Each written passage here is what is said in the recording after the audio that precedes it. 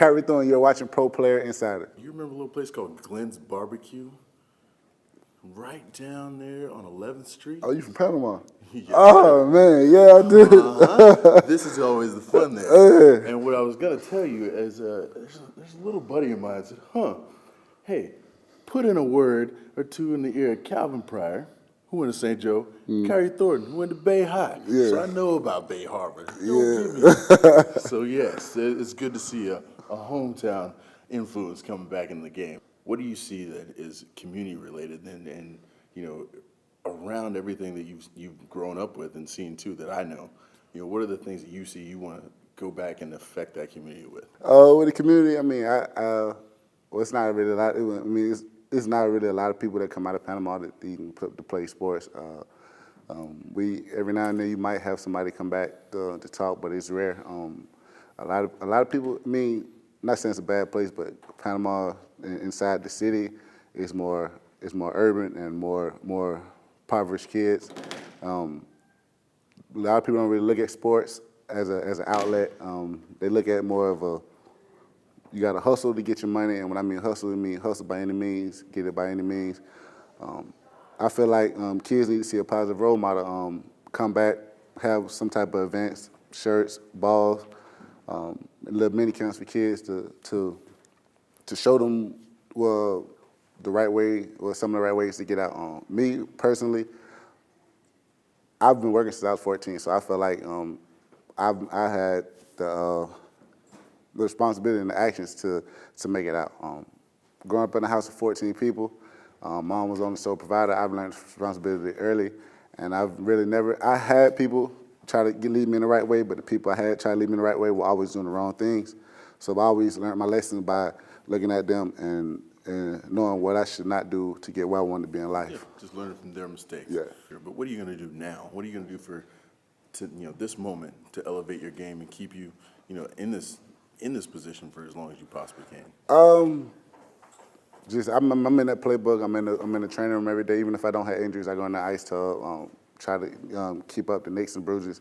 That playbook is what sets you apart from everything, and film will set you apart from everything. Because if you watch film and you know the scheme of whoever you're playing against, or you know the tendency of whoever you're going against in that game, that'll get you further your career down the line. I've always, in college, I never really learned how to watch film until my last 2 years, and I've always watched the tendencies of the tackles in case they have high hat, low hands, what pass rush move you can beat them with. Are they hard setters, or do they hold a lot? What pass rush moves can you beat them with? My coaches always taught me that the game it gets faster, but the game gets smarter. You have people that's been in the league 12 years that you may be more athletic than, but they're smarter than you, and they know how. Tricks to the trade, yeah. as we'll say, right? Yeah. You want to make sure you find what that moment is. So yeah, concentrating on the film is big. Being in, being out, making sure you take care of your body. That's great. So looking at that, who were your heroes growing up? Who were the not just your real life hero, which I see it has to be your mom. I mean, you said she was in the house of 14 and she's the only one in there. That's doing some real work. And then of course, who were the people on the field that you looked up to and wanted to see? I played with guys like Chris Jenkins, Brinson Buckner. I've had plenty of great D tackles in front of me as a linebacker. So how do you look at that? Well, the people I grew up looking at was Darnell Dockett, Bruce Smith, Reggie White. My coaches in high school always influenced me to watch film on Bruce Smith and Reggie White, and John Randall. Those were my favorite players because they changed the game. I felt like they were before their time, the evolution of the game. Growing up, I always wanted to be like John Randall because he was a defensive tackle, but he was undersized at 280, 265, 280, and I'm for sure that at defensive tackle he leads the NFL in sacks. So of course you want to be that man, you want to be that person in that spotlight, you want to be that person that is a game changer, that difference. Yeah, John was a great technician too. A lot of people don't realize it.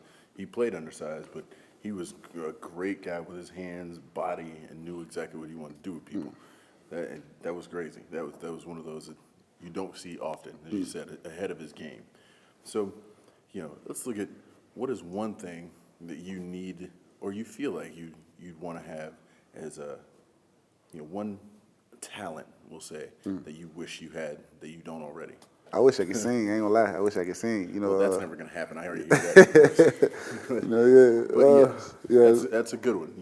Having the ability to sing is great. But what we're gonna do is we're gonna just sing a little note. What's your favorite song? To the end of the road, Boys and Men. Whoa, Yeah, end of the road. Yeah, I'm gonna try to. I'm gonna make it sound bad, but I'm gonna do it. Oh, to the end of the road. Oh no. And I can't let go. It's unnatural. You belong to me.